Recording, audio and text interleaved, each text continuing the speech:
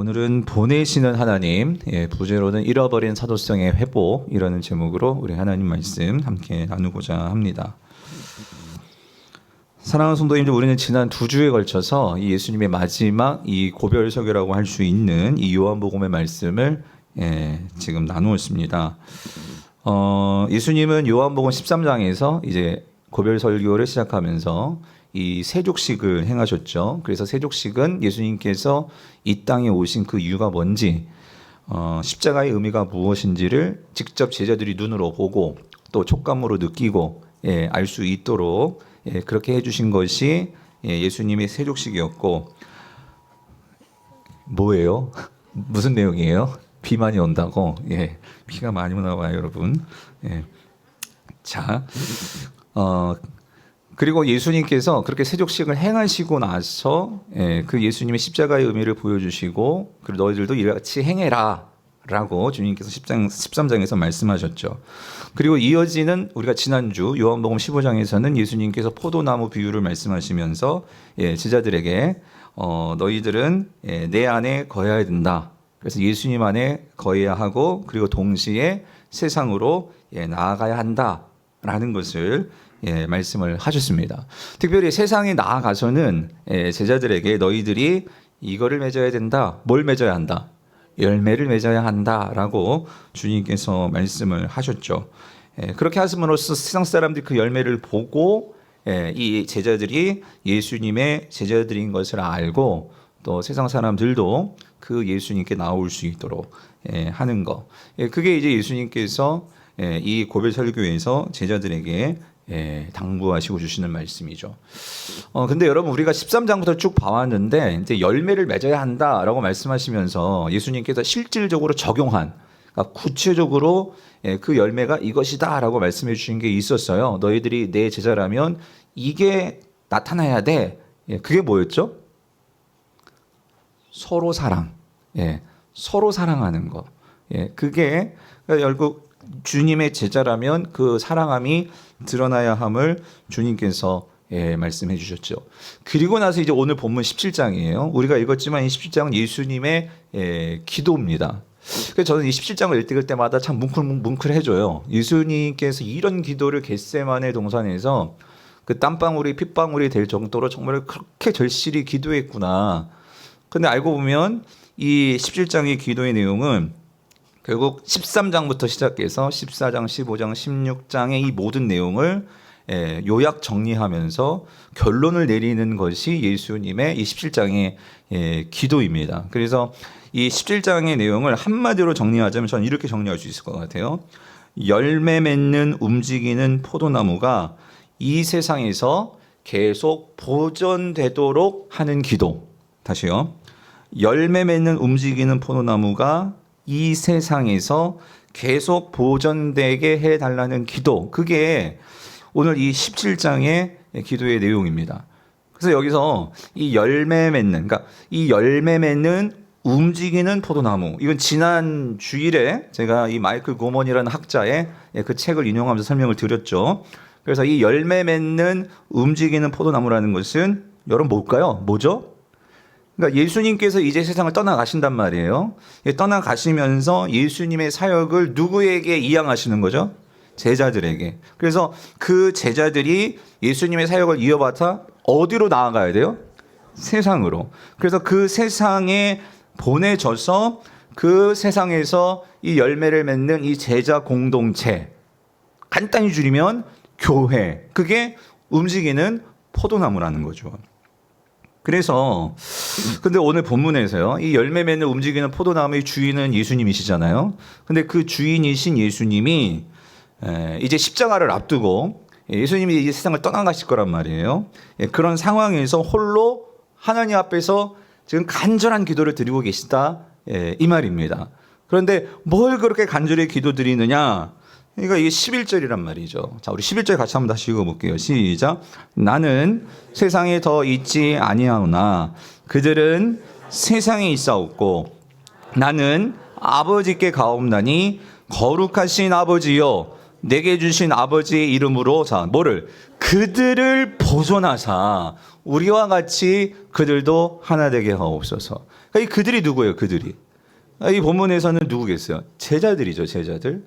그러니까 예수님이 이제 세상을 떠나시고 그 제자들은 어디에 있대요? 세상에 있어없고. 그러니까 세상으로 보낸다 그 소리예요. 그러니까 세상으로 보내는데 하나님께 기도하는 거예요. 하나님, 이 세상에 이제 심기어질 이 움직이는 이 포도나무가 세상에서 뿌리 뽑히지 않고 세상에서 이렇게 풍수가 나고 해가지고 휩쓸려 가지 않고 잘 세상에서 견디고 그 뿌리 내리고 그래서 세상에서 내가 이 제자들 열매 맺은 것처럼 이 포도나무, 이 새로운 포도나무도 열매 맺게 해주세요. 이거를 지켜주세요. 보호해주세요. 예수님께서 지금 이 기도를 하고 있단 말이죠. 그래서 15절에서도 똑같이 또 이렇게 기도해요. 내가 비옵는 것은 그들을 세상에서 데려가시기를 위함이 아니요. 다만 어떻게 해요? 악에 빠지지 않게 뭐요? 보존하시기를 위함이니이다. 악에 빠지지 않고 이 교회가 보호될 수 있도록 지켜주세요. 지금 예수님께서 하나님께 이 기도를 드리고 있는 거예요. 다시 말씀드리지만 주님은 이 교회를 지켜주시기를 어디에서요? 세상 속에서. 그래서 여러분, 왜 예수님께서 이 교회를 하나님께 보존해 달라고 간절히 기도하시는 걸까? 그 이유는요, 이거예요. 주님도 이 세상이 어때요? 악한 것을 아시고, 그리고 이 세상이 분명히 이 움직이는 포도나무들을 그냥 내버려 두지 않을 것을 알고 계신단 말이죠. 하지만 예수님은 이 교회를 어디로 보내셔야 된다고요? 세상으로 보내셔야 한단 말이죠. 그래서 오늘 18절에서 분명히 이렇게 말씀하시죠. 아버지께서 나를 모한 것 같이 세상에 보내신 것 같이 이제는 내가 이 교회를 이 움직이는 포도나무를 세상으로 보낸다 그 소리 보낸다. 예, 보낸다. 그리고 예수님께서 실질적으로 이제 십자가에서 죽으시고 부활하셔서 이 제자들 앞에 서셨을 때 그리고 마지막으로 만남을 가지시고 이제 주님을 승천하시기 전에도 마지막으로 하신 말씀이 뭐냐면 요한복음 20장 21절 예수께서 또 이르시되 너희에게 평강이 있을지어다 아버지께서 나를 보내신 것 같이 나도 너희를 어떻게 해요? 보낸다. 어디로 보낸다는 거예요? 그러니까 세상으로 보낸다 그 소리죠. 왜 예수님께서 이 포도나무를 세상에 보내신다고요? 뭐하게 하시기 위해서? 뭐하게 하시기 위해서? 열매 맺게 하시기 위해서. 그래서 여러분 여기서 이 교회가 맺어야 하는 이 열매가 뭘까? 여러분 이 열매가 뭘까요? 결국 이 열매는 예수님께 뿌리 내리고 그러니까 예수님 안에서 우리가 예수님과 함께 상호 연합을 통해서 주님과 교제를 하다 보면 결국 이 열매는 뭐죠? 그 예수님으로부터 나와서 우리 안에 생겨나는 예수님을 닮은 모습입니다. 우리가 세상 속에서 그 예수님의 닮은 모습을 보여야 돼요. 그런데 더 중요한 것은 그렇게 예수님의 닮은 모습을 보임으로 해서 주님께서 기대하는 것은 뭘까요? 그것은 내가 예수님의 제자 된 것처럼 세상 속에서 또 다른 그 예수님의 제자를 누가 세우는 거예요? 누가 만들어야 되는 거예요? 우리가 그 제자 삼는 일을 해야 한단 말이죠. 그게 열매라는 거예요. 그게 세상 속에 거하는 세상 속에 있는 움직이는 포도나무인 교회의 본질이요 교회의 사명이라는 거예요. 다시 말하면 오늘 예수 그리스도를 믿는 저와 여러분들이 교회된 것은 그리고 오늘 저와 여러분들이 이 자리에 모인 것은 왜 모인 거예요? 결국은 주님께서 이 말씀을 주셔서 또 우리가 그 말씀을 듣고 우리가 예수님을 바라보고 예수님을 좋아하고 예수님을 사랑하고 예수님을 닮고자 하며 그 예수님의 모습을 가지고 이제 어디로 들어가요? 세상으로 들어가서 저와 여러분들은 여러분과 같은 우리가 예수님을 믿는 것처럼 또 다른 예수님을 믿는 제자들을 누가 삼아야 된다고요? 박야 목사가? 우리가요. 우리가 같이 그렇게 제자를 삼는 것이 교회의 사명이라는 거죠. 그게 교회의 본질이라는 거죠. 그래서 이거를 조직신학에서는 이제 교회론에서는 뭐라고 말을 하냐? 이 열매 맺는 거, 움직이는 포도나무가 세상에서 열매 맺는 이거를 교회의 사도성이라고 말을 해요. 사도성. 그래서 여러분 보세요. 신약 성경에서 이 사도라는 단어가 나오죠. 이 사도가 아포스톨로스인데 이 아포스톨로스라는 단어의 이 뜻은 보냄을 받은 자라는 뜻이에요. 보냄을 받은 자. 그러니까 하나님으로부터 보냄을 받은 자가 예수님이시죠. 예수님으로부터 보냄을 받은 자들이 누구예요? 교회예요. 저와 여러분들입니다. 그 보냄을 받은 자. 그래서 우리가요, 복음서를 보면 이 아포스톨로스라는 이 사도라는 예수님께서 제자들을 세상으로 보내실 때 이 칭호를 사용하시는 것을 볼 수 있는데, 자, 우리 마가복음 6장 7절을 볼게요. 마가복음 6장 7절은 예수님께서 생전에 이제 이렇게 앞으로 되어질 일을 생각하시고 제자들을 훈련을 시키십니다. 훈련을 시키시고 이제 연습으로 정말 이거는 주님께서 아직 세상에 있으실 때의 제자를 세상으로 보내세요. 예, 세상으로 보내시는 그 전도 파송을 하는데, 자, 그때 자 보세요. 6장 7절 12제자를 부르사 둘씩 보내시며, 혼자 보내지 않고 둘씩 짝을 지어서 세상으로 보내십니다. 이때 여기 이 보내다라는 이 동사, 이 보내다라는 동사가 아포스텔로예요. 그러니까 아포스텔로스는 사람이고 아포스텔로는 동사예요. 여기서 이 보냈단 말이죠. 아포스텔로. 그랬을 때 그들이 예수님께서 귀신을 내어 쫓았던 것처럼 예수님이 그냥 보내신 게 아니라 이들도 귀신을 쫓아낼 수 있도록 훈련시켜서 보내셨다, 그 소리예요. 그게 더러운 귀신을 제어하는, 자, 뭘 주시고 권능을 주시고, 또 뿐만 아니라 앞절을 보면 예수님께서 이 하나님 나라의 복음이 뭔지를 그들에게 가르쳐 주셨죠. 그래서 말씀과 권능과 사역을 주셔서 세상으로 보내셨습니다. 그래서 이들이 세상에 나와가지고 그들이 귀신도 쫓고 병자도 고치고 하나님 나라 복음을 선포하고 그러면서 놀라운 일들을 체험하고 예수님이 하셨던 그 일들을 그들이 하고 돌아와서 이제 보고를 하는 내용들이 쭉 나오는데, 그런데 마가복음 6장 30절에서, 자, 여기 잘 보세요. 같이 한번 읽어볼게요. 시작. 사도들이 예수께 모여 자기들이 행한 것과 가르친 것을 어떻게 해요? 낱낱이 예수님께 보고하는 거예요. 한마디로 선교 다녀와서 선교 보고하는 거죠. 자, 근데 여기서 한 가지 특이한 점이 6장 7절에서는 이 12제자라고 말했잖아요. 그죠? 그런데 이렇게 말할 수 있잖아요. 그 12제자들이 예수께 모여, 이렇게 표현하지 않고 누가? 여기서 사도들이라는 표현을 쓴단 말이에요. 사도들이. 그러니까 무슨 말이냐면 예수님은 처음부터 이 제자들이요, 예수님을 믿는 사람들을 뭐로 삼으려고 하냐면 뭐로 삼는 거예요? 사도요, 사도. 사도가 뭐예요? 예수님의 말씀을 받아서 그 말씀을 가지고 세상에 보내지는 사람들, 그게 누구예요? 사도란 말이죠. 그래서 성도님들, 여기에서요, 우리가 이제 복음서, 이제 사도행전, 서신서를 보면서 신약 성경 안에서 이 사도가 뭔지에 대한 개념이 나오는데, 사도는 1차적으로는 예수님 생전에 예수님과 함께 예수님을 따랐던 자들입니다. 그러니까 이들은 예수님을 눈으로 봤고 손으로 만졌고 같이 사귐을 가졌던 자들이 사도죠. 그래서 이 사도들은 또 뿐만 아니라 예수님의 부활을 목격했어요. 그리고 그 부활을 보고 이제 그 부활의 성령의 임하심을 통해 이제 교회가 만들어지고, 그리고 이들을 통해서 복음이 전파되죠. 예, 세상으로 보내져서. 이들이 사도죠. 그런데 예수님께서 이런 명령 주셨죠. 너희는 세상 모든 민족에게 가서 내가 아버지와 아들과 성령의 이름으로 세례를 준 것 같이 너희도 가서 내가 너에게 가르쳐줬던 것, 그 모든 것을 그들에게 가르치고 그들이 그것을 지킬 수 있도록 그렇게 해. 그래서 너희들도 그 사람들을 뭐 삼아라? 제자 삼아라 그랬단 말이에요. 제자 삼아라. 그렇죠? 그래서 그 사도들로부터 이 사도들이, 처음 사도들이 예수님께 받은 그 말씀들이 그 사도들을 통해서 또 보내져서 전달되어서 제자가 세워지고, 그 제자들이 또 다른 곳곳으로 보내져서 복음이 전달되고 하면서 이 땅에 세워진 게 뭐예요? 그게 교회란 말이에요. 교회. 그래서 성도님들, 이 세상에 교회가 세워짐에 있어서 가장 중요한 특성이 있는데, 그게 뭐냐면 그게 사도성이다, 그 소리예요. 사도성.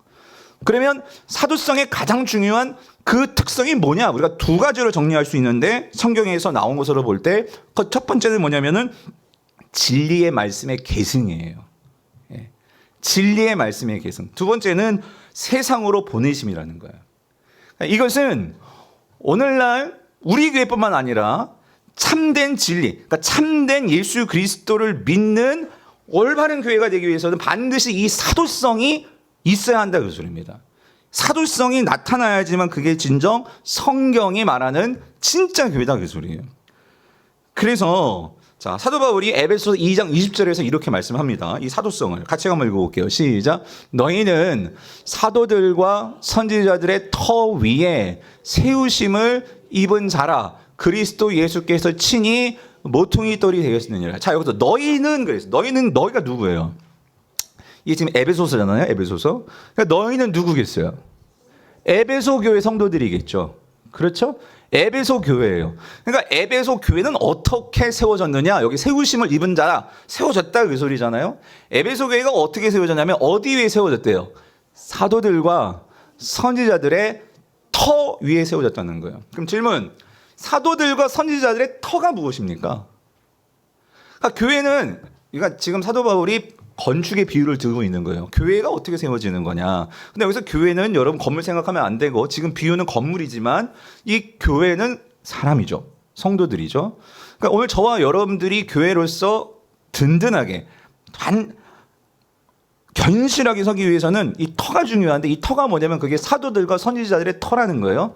그럼 사도들의 터가 뭐겠어요? 이게 사도들이 예수님께 받은 진리의 말씀이라는 거예요. 말씀. 선지자는 뭐겠어요? 이건 구약에서 하나님께서 말씀해 주신 그 말씀인 거죠. 다시 말하면 교회는요, 오늘 이 진리의 말씀의 터 위에서 세워져야지만 그것이 바른 교회요, 견실한 교회요, 건강한 교회가 될 수 있다 그 소리예요. 그런데 이 진리의 말씀이 어떻게 주어지느냐? 여러분 그렇죠? 오늘 예수 그리스도를 통해서 그 예수 그리스도를 눈으로 봤고 귀로 들었고 함께했던 그 사도들이 성령의 감동을 받아서 하나님의 말씀을 기록해 주었잖아요. 그죠? 그래서 이 기록된 말씀들이 계속해서 교회를 통해서 전해지고 가르쳐지고, 그리고 우리가 그것에 우리의 삶을 적용하고 그 말씀대로 살고, 그 공동체들이 말씀을 가지고 서로 사랑하고 서로 실천하고 같이 모이고 예배하면서, 그러면서 교회가 서왔다 그 소리예요. 이게 사도성이다 그 소리입니다. 사도성. 자, 그런데 여러분 이거예요. 교회가 이렇게, 그러니까 바른 진리, 바른 말씀, 예수로부터 시작해서 사도들로 전수되어진 이 바른 말씀 위에 서야지만 그 교회가 진정한 교회요, 건강한 교회요, 견실한 교회로 쓸 수 있는데, 오늘날과 같이 이 사도성이 무시되는 그러한 일들이 벌어지면 교회는 갈라지고 교회에 문제가 생기는데, 그게 이단이다 그 소리예요. 특별히 신천지나 하나님 교회 같은 이러한 이단들은요, 신천지 뭐가 문제죠? 사도성을 부정하는 거예요. 예수 그리스도로부터 사도들로 통해서 교회의 전통을 통해서 우리에게 전해진 이 말씀 자체를 부정하고, 우리는 뭐예요? 하나님께 직접 말씀을 들었다 그 소리예요. 그러므로 우리에게만 와지만 이게 진짜 구원이 있다? 뭐죠? 그 사도들의 터위가 아니라 오늘 그들이 자신들만이 갖고 있는 어떤 그런 신비하고 그러한 것들을 가지고 있다고 말을 하면서 성도들을 미혹한다 그 소리예요. 하나님의 교회요, 자신들만 진짜 하나님을 알고 있대요. 그 하나님을 알기 때문에 우리 교회에 와야지만 너희들이 진짜 구원을 받을 수 있다. 그렇게 말하는 게 뭐예요? 하나님의 교회잖아요. 무슨 말이냐면 오늘 성도들에게 있어서 우리가요, 바른 진리의 말씀을 우리가 잘 전수받아서 여러분들이 그 말씀을 나의 신앙의 뿌리를 내리고 여러분이 서 있지 않으면 오늘 교회뿐만 아니라 저와 여러분의 삶에서 개인적으로나 공동체적으로 반드시 세상은요, 우리를 허물어뜨리고 우리를 이 세상 가운데 흘려버리게 만드는 그러한 유혹과 그러한 공격들이 있다 그 소리예요. 그래서 예수님이 오늘 본문에서 17절에서 보면 예수님께서 이렇게 기도하세요. 17절, 그들을 뭐로 거룩하게 하옵소서? 진리로 거룩하게 하옵소서. 이게 무슨 말이에요? 진리가 뭐래요? 아버지의 말씀은 뭐예요? 진리니이다. 예수님께서 이 땅에 말씀으로 오셨어요. 그리고 그 말씀이신 예수님께서 제자들에게 발을 닦아주고 포도나무를 보여주면서 너희는 내 안에 거하고 내 말이 너희 안에 거해야지만 이 열매를 맺을 수 있어 라고 말씀하시면서 어떻게 그 진리의 말씀을 우리가 다가가야 되는지, 우리가 그 말씀을 어떻게 내 마음속에 새겨야 되는지 주님이 그거를 가르쳐 주셨어요. 그래서 이 진리가 얼마나 중요한지, 그래서 주님께서 마지막 그 땀방울이 핏방울이 될 정도로 겟세마네에서 이거 갖고 기도하시는 거예요. 주님, 앞으로 교회가 이 진리를 소중하게 여기고 이 진리 위에 든든하게 서가는 교회들이 될 수 있게 해주세요. 근데 여러분 보세요. 오늘날 많은 교회들을 허물어뜨리는 것이 뭐의 문제냐면, 그러니까 진리와 비진리, 그리고 진리라고 말씀이라고 말하면서 그게 말씀이 아닌 자기 자신들의 어떤 그런 껴맞춘 말씀들을 가지고 성도들을 미혹하고 성도들을 혼란케 만들고 교회들을 분란을 일으키고, 여러분 그게 오늘 사단이 이 교회, 이 움직이는 포도나무의 뿌리를 뽑는 일이라는 거예요. 이런 점에서 제가 오늘 오후에도 하고 왜 갑자기 박영 목사가 제자훈련을 같이 모든 성도들이 다 하자고 하는 거야? 여러분 스스로에 한번 점검해 보세요. 여러분에게 선명한 하나님의 복음이 있냐고요. 네. 내 안에 그냥 막연하게 교회 다니고 있어. 이게 아니라 어떤 이단이 오든지 뭘 누가 오더라도 이게 진짜 하나님의 진리야. 이게 하나님의 진짜 복음이야. 라고 내게 정리된 그 하나님의 진리의 말씀이 있냐고요. 이게 없으면 여러분 우리는 그냥 흐리멍텅하게 성경을 보고 흐리멍텅하게 내 신앙이 흘러갈 수 있어요. 여러분 이 문제가요 이단뿐만 아니라 여러분 이 세상이 오늘 저와 여러분들을요 가만 놔두지 않는다 그 소리예요. 그렇기 때문에 예수님께서 뭘 놓고 그렇게 땀방울이 핏방울이 될 정도로 기도하셨냐면 교회를 지켜주시옵소서. 성도님들 오늘 우리 안에 선명한 복음과 말씀이 내가 정말 뿌리내릴 말씀이 없으면은요 우리는요 이 세상에서요 이 세상이 우리에게 가져다주는 이 욕망에 사로잡혀서 우리는 결국 이 세상의 노예가 되기 쉽다는 거예요. 작년에 나온 책인데 기독교 서적은 아닌데 제가 이 책을 읽고 참 기독교적인 어떤 통찰과 저는 은혜를 받았어요. 뭐냐면 너 자신의 이유로 살라라는 책인데 이 영어 제목은 원팅이에요. 그러니까 원하는 것. 이 제목인데 이 루크 버기스라는 미국 작가가 쓴 책인데 이건 인간의 욕망에 관한 그런 책이에요. 그런데 책에서 저자가 하는 핵심은 이거예요. 그러니까 오늘 우리 모두에게 이런 충고를 해요. 세상이 제시하는 남들과 똑같은 욕망에 사로잡혀 살지 말고 여러분 보다 근본적이고 가치 있는 것을 욕망하라라고 책에서 우리에게 그런 충고를 줘요. 이게 무슨 말이냐면 그러니까 세상이 우리에게 보여주는 남들과 똑같은 그러니까 이걸 가져야지만 나도 좀 뭔가 이렇게 행복해질 것 같고 뭐 좀 더 이렇게 돋보이는 것 같고 뭐 행복해질 것 같고 근데 그거를 가지려고 하면 그걸 갖는 순간 행복이 우리에게 영원히 주어지지 않습니다. 그게 아니라는 거예요. 오히려 세상은요 그러니까 책에서 저자는 이렇게 끊임없이 세상은 그러니까 진정으로 내게 필요한 것을 제공하고 그것을 가르쳐 주기보다는 우리의 욕망을 자꾸 이렇게 자극하는 그러한 일을 해서 우리가 정말 필요한 것을 추구하는 게 아니라 이 욕망을 따라 살게 만든다 그 소리. 이게 무슨 말이냐면 제가 예를 들어 볼게요. 물이 있어요. 물이 있는데 여러분 사람은 물을 먹어야 살잖아요. 그렇죠? 갈증을 해결하려면. 그런데 그게 우리에 필요해요. 그런데 이 물을 세상은 어떻게 이제 우리에게 다가오냐면 이런 거예요. 생수도 여러분 많은 브랜드가 있죠. 요즘에는 뭐 이렇게 노브랜드 해가지고 그냥 생수 병만 이렇게 저런 물도 있지만 예를 들어서 여러분이 알고 있는 뭐 진짜 전 이름도 모르는 막 그런 엄청난 비싼 물도 있지만 어떤 사람이 예를 들어서 뭐 3다수를 먹는다고 생각해 보세요. 또 어떤 사람은 뭐 4다수를 먹는다고 생각해 보세요. 근데 누구는 예를 들어서 에비앙을 먹어요. 여러분 에비앙 알아요? 물 건너온 물.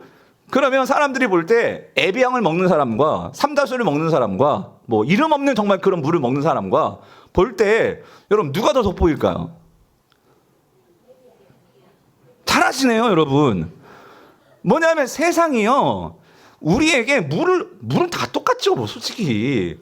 그런데 뭔가 이렇게 뭐 포장을 그럴싸하게 한다거나 막 이름이 에비앙 아니에요 에비앙 뭔가 이렇게 있어 보이게 만들고 그러면 사람들이요 우리의 필요보다도 우리가 어디로 우리의 모든 관심과 이런 것이 쏠리면 욕망이라는 거예요. 나도 저거 한번 가지고 싶다.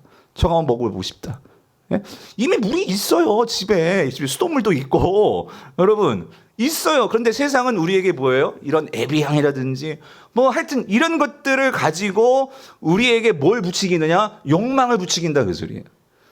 그래서 사람들이 꼭 또 새벽부터 그 백화점에 줄 서가지고 그 가방 사겠다고 막 청년들이 줄 쫙 서가지고 막 닭이 막 뛰어가듯이 막 치킨 넌 무슨 넌 막 그런 거 있잖아요.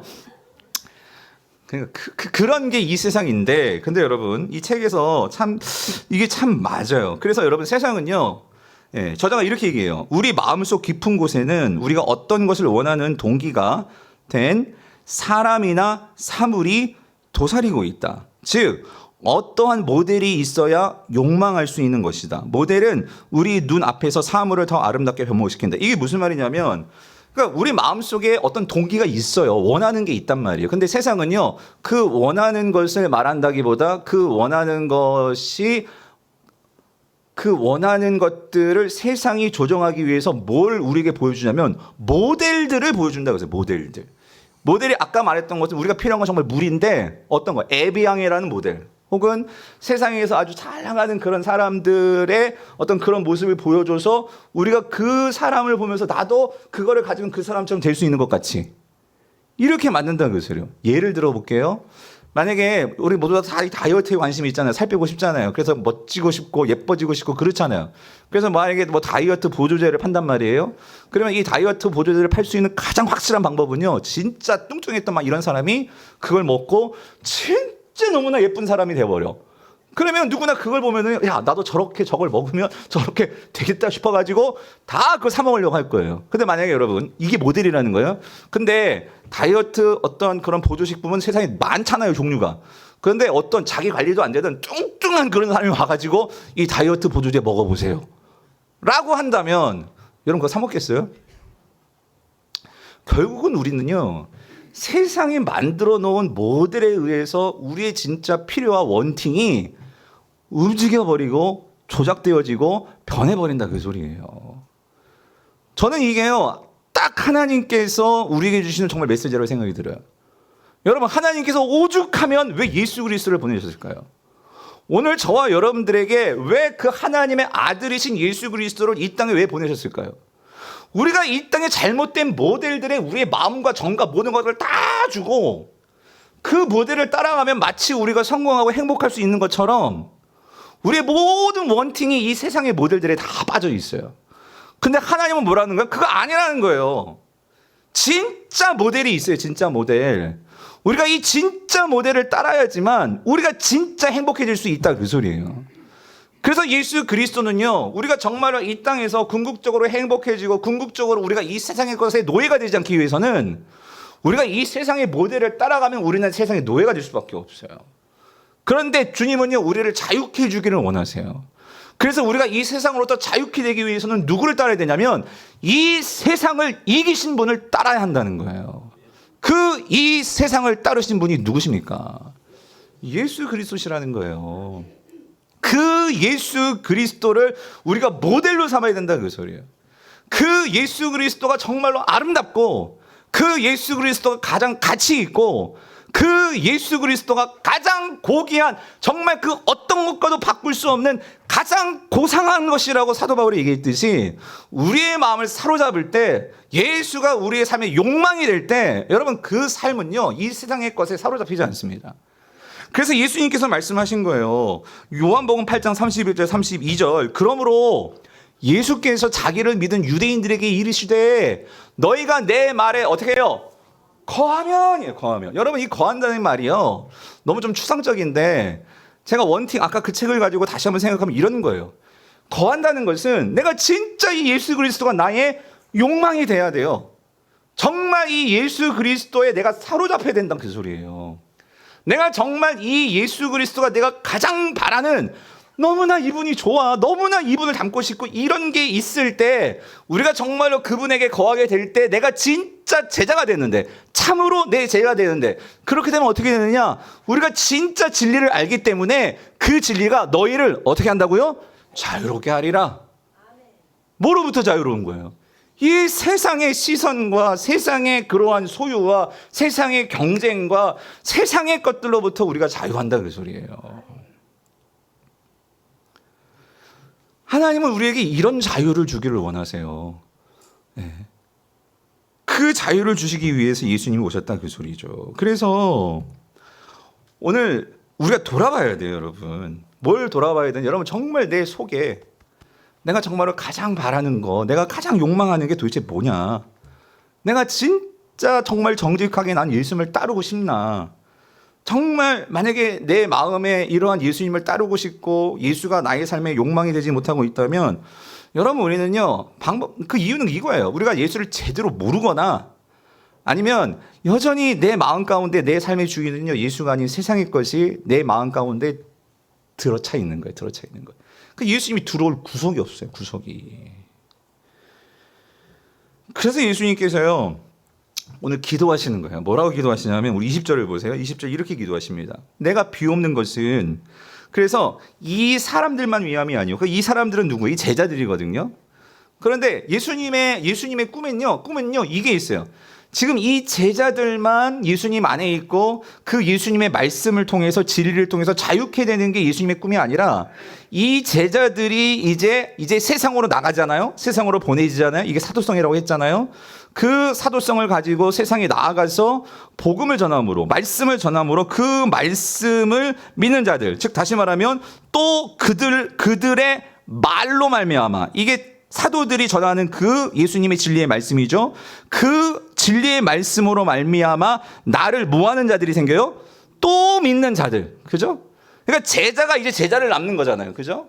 그러한 자들을 위해서 주님이 뭐하고 계시느냐? 지금 기도하고 계시는 거예요. 다시 말하면 전 이걸 볼 때마다 참 너무 가슴이 뭉클해지는 게요. 오늘 예수님은요, 어디까지 바라보면 지금 12 제자들만을 위해서 기도하신 것이 아니라 오늘 예수님은요, 그 12 제자들을 통해서 제자가 제자를 낳고 제자가 제자를 남아서 어디까지? 오늘 이 강북의교회 저와 여러분들까지 포함해서 주님은 우리가 여러분 모두를 향해서 지금 뭐하고 계시다? 기도하고 계시다, 그 소리예요. 그러므로 21절, 아버지여, 아버지께서 내 안에 내가 아버지에 있는 것 같이 그들이 누구겠어요? 이 제자들을 통해서 제자가 나오고 또 그 제자들을 통해서 제자가 나오는 결국 우리 모두를 말하는 거잖아요. 우리 모두가 다 어떻게 돼요? 하나가 돼요. 근데 어떻게 하나 되느냐? 우리 안에 있게 하사. 예수 그리스도뿐만 아니라 우리라고 했잖아요.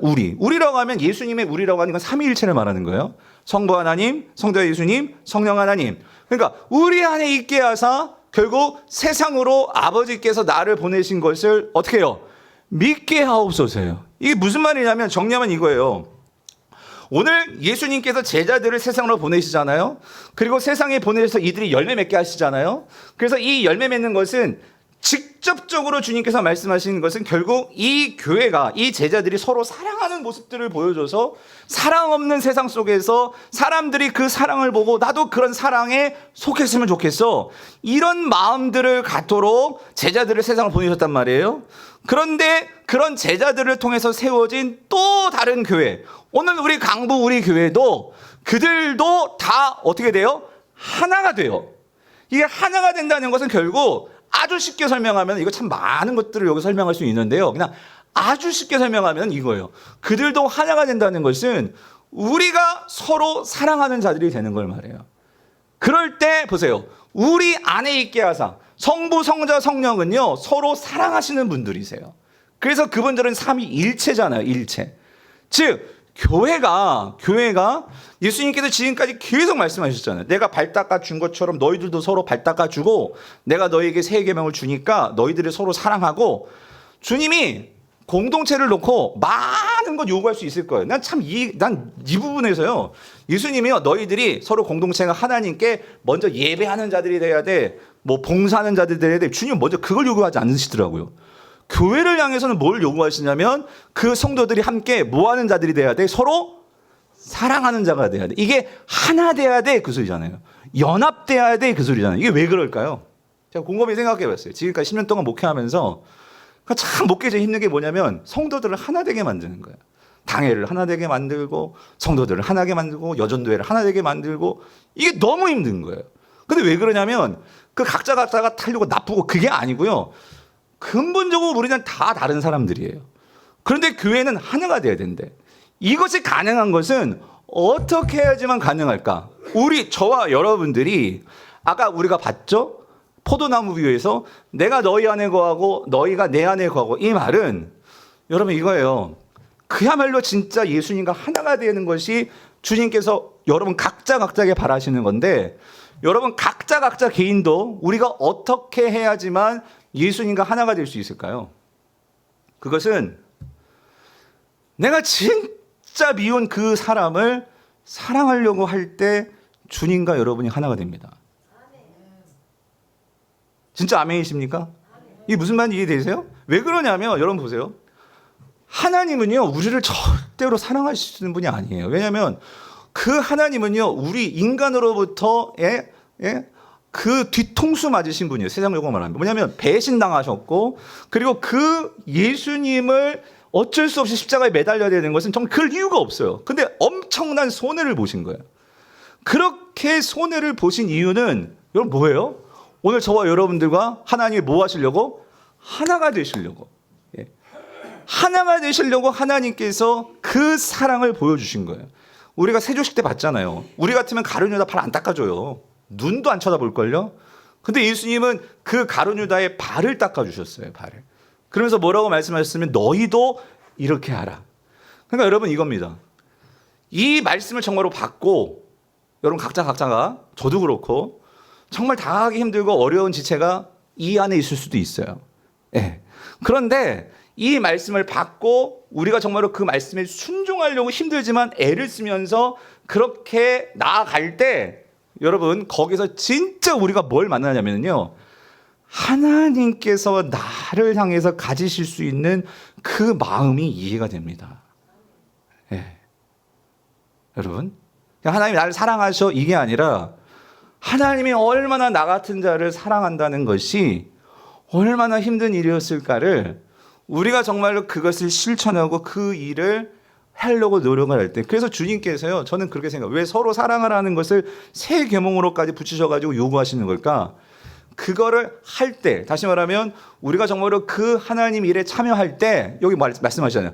그들도 다 하나가 되어 어떻게 우리 안에 있게 하사 이 말은 뭐냐면 하나님 안에 있다는 것은 여러분 하나님 밖에서 그냥 이렇게 지켜보는 것은 아 그렇구나 이건 누구나 다 할 수 있는 거예요. 그런데 그 하나님 마음속에 들어가려면 하나님이 정말 하신 그 일에 내가 참여를 해봐야 돼요. 그게 서로 사랑이다. 그게 서로 사랑. 네.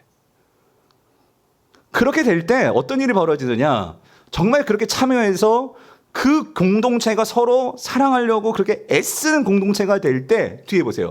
세상으로 아버지께서 나를 보내신 것을 어떻게 해요? 믿게 하옵소서. 이 말은 하나님께서 그 교회를 사용하셔서 세상에 하나님의 영광을 드러내는 놀라운 도구로 그 교회를 사용하신다 그 소리예요. 여러분 자신을 하나님께서 그렇게 하나님의 마음을 아는 자이기 때문에 하나님께서 들어 쓰신다 그 소리예요. 저는요 우리 교회가 이 은혜를 누릴 수 있게 되기를 간절히 축원합니다. 그래서 요한복음 15장 10절 11절에서 이걸 말씀하시는 거예요. 내 아버지의 계명을 지켜. 이건 지금 예수님 말씀하시는 거예요. 예수님께서 아버지의 계명을 지키셨잖아요. 아버지의 그 말씀에 순종하셨잖아요. 정말 십자가에서 죽기까지 아버지의 그 뜻에 복종하셨잖아요. 순종하셨잖아요. 그랬을 때 예수님은 어디 안에 거하느냐? 그 아버지의 사랑에 거하실 수 있었어요. 거한다는 게 뭐라고요? 그 사람의 마음속에 들어가서 그 마음을 알게 되고 하나가 되는 거예요. 이게 거하는 거예요. 그랬던 것 같이 이제는 교회에게 말씀하세요. 너희도 내 계명을 지키면 그 계명이 뭐예요? 서로 뭐 해라? 사랑해라. 예. 그 계명에 지키면 너희들도 누구 사랑 안에? 내 사랑 안에 거하리라. 이게 무슨 말이죠? 너희들이 진짜 나를 사랑하고 내 사랑이 뭔지를 알게 된다는 그 소리예요. 11절. 그래서 내가 이것을 너희에게 이름은 자 이거예요. 예수님께서 십자가에 달려 죽으시는 것은 엄청난 고통스럽고 엄청난 힘든 일이었어요. 근데 예수님께서 말씀하시는 거예요. 내가 아버지의 사랑 안에서 그 아버지의 말씀을 순종할 때 나에겐 뭐가 있었대요? 기쁨이 있었다. 여러분. 기쁨이 있었다. 내가 이것을 너희에게 이름은 나에겐 기쁨이 있었는데 내가 너희에게 서로 사랑하라고 공동체에게 이 말씀을 주는 것은 너희가 그 나의 일에 참여할 때 내가 했던 그 일에 참여할 때 그래서 너희도 서로 사랑하고 하나가 되려고 그렇게 할 때 그렇게 하는 자들에게 뭐가 있느냐? 이거예요. 너에게도 그 기쁨이 내가 경험했던 그 하늘의 기쁨으로 충만하게 될 거야.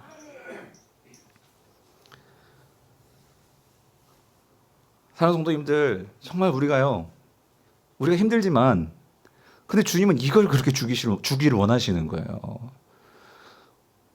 오늘 이 교회의 중직자들 여러분 누구보다도 이 교회가 잘 되고 하나님께 쓰임받는 교회를 되기 위해서 밤낮으로 저는 기도하는 줄 믿습니다. 그런데 여러분 교회가요 서로 사랑하지 않고서는요 하나님이 그 교회 쓰시지 않으십니다. 예. 그냥 그 상태로 머무는 거예요. 예. 서로가 정말로 마음을 가지고 서로 사랑하려고 하고 힘들지만 다가가서 마음을 품고 그럴 때 하나님은요 정말 이 교회를 부흥시키시고 이 교회를 사용하실 줄 믿습니다. 예. 여러분의 가정도 마찬가지고. 예. 여러분 이게 첫 번째, 이게 사도성의 진리의 말씀이 우리 안에 거하는 거. 이게 사도성이라면, 두 번째는 아까 뭐라고 했어요? 이 보내심이라고 했잖아요. 보내심. 세상으로 보내심. 그래서 여러분, 자, 오늘 보면 16절부터 한번 이어서 한번 볼게요. 이 맥락 속에서 이 사도성의 첫 번째 진리가 우리 안에 있고, 두 번째 진리가 있으면 하나님 반드시 세상으로 보내십니다.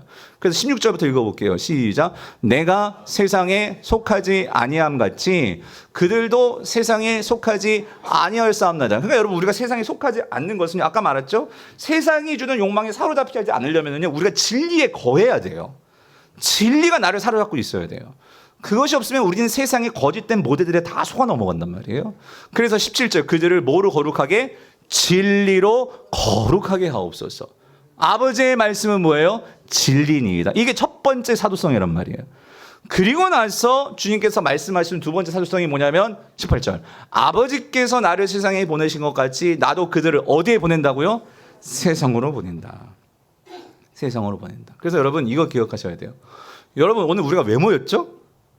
하나님을 예배하기 위해서 모였죠. 근데 하나님을 왜 예배하죠?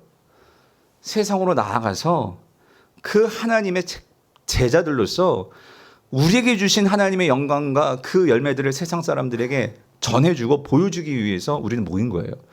다시 말하면 오늘 교회가 이 세상에 모이는 것은요, 이 세상 속에서 교회로 모이는 것은요, 결국은 다시 세상으로 들어가서 우리가 그 주님께 보냄받은 주님의 제자들로서 이 진리의 말씀을 가진 자로서 세상에서 헛된 것에 사로잡혀 자유가 없이 살아가는 사람들에게 그 진정한 자유를 우리가 정말로 가르쳐주고, 우리가 하나님을 통해서 예수 그리스도를 통해서 독립선언, 죄에 대해서 독립선언, 사망에 대해서 독립선언을 외쳐줄 수 있는 자들이 저와 여러분들이다, 그 소리예요.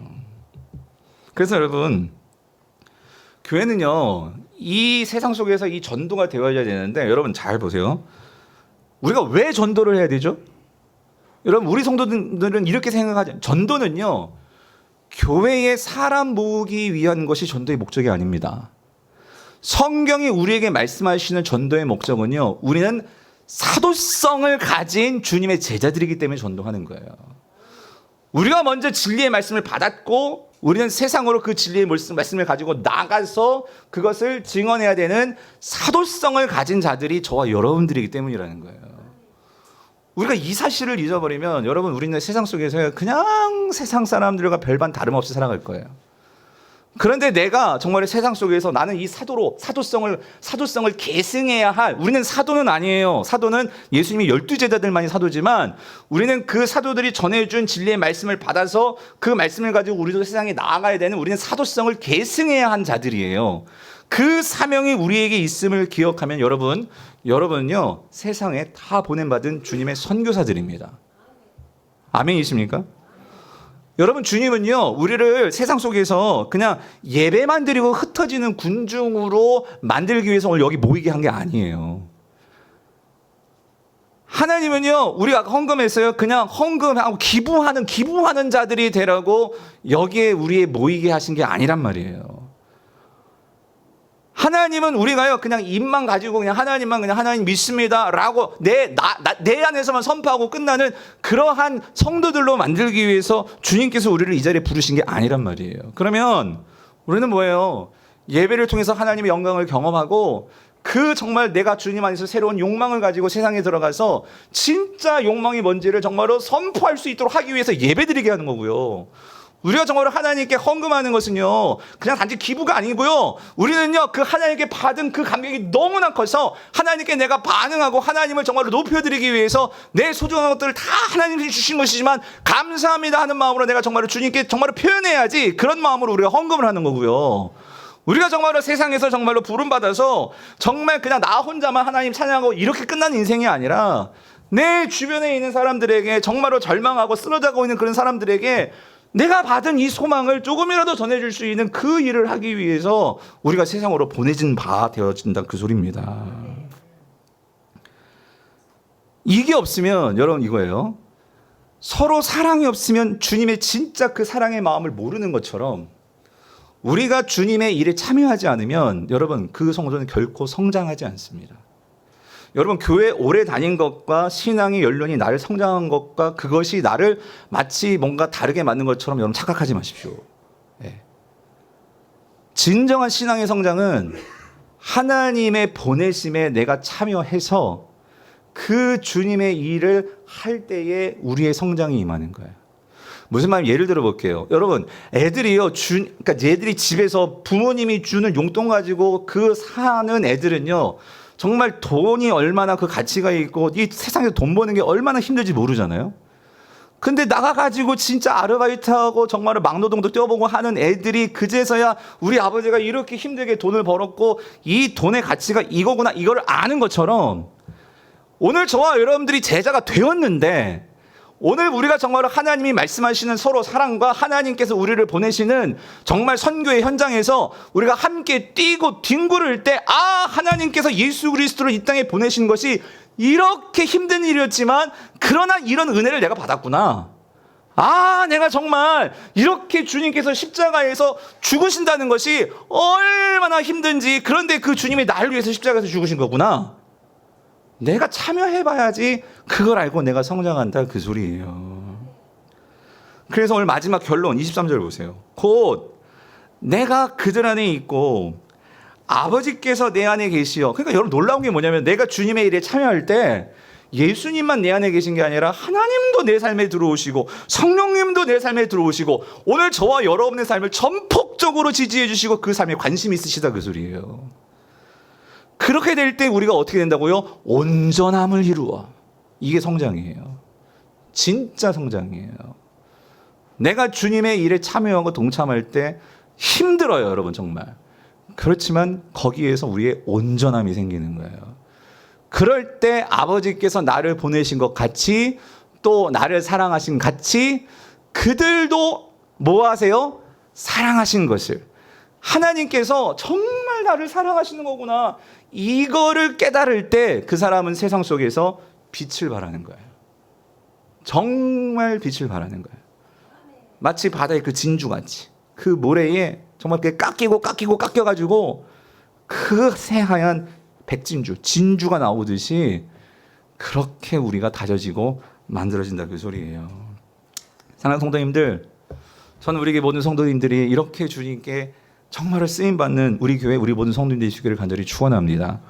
그래서 여러분 제가 이런 하나님의 마음을 알고 정말 우리 교회는 이런 교회 되었으면 좋겠다 해서 그래서 주보에다가 우리 교회 사명 선언문을 적어놨어요. 여러분 우리 사명 선언문이 뭔지 아십니까? 우리 교회 사명이 뭔지 아세요? 여러분 이거예요. 주보 뒷면에 있는 건데 이거예요. 같이 한번 읽어볼게요. 시작.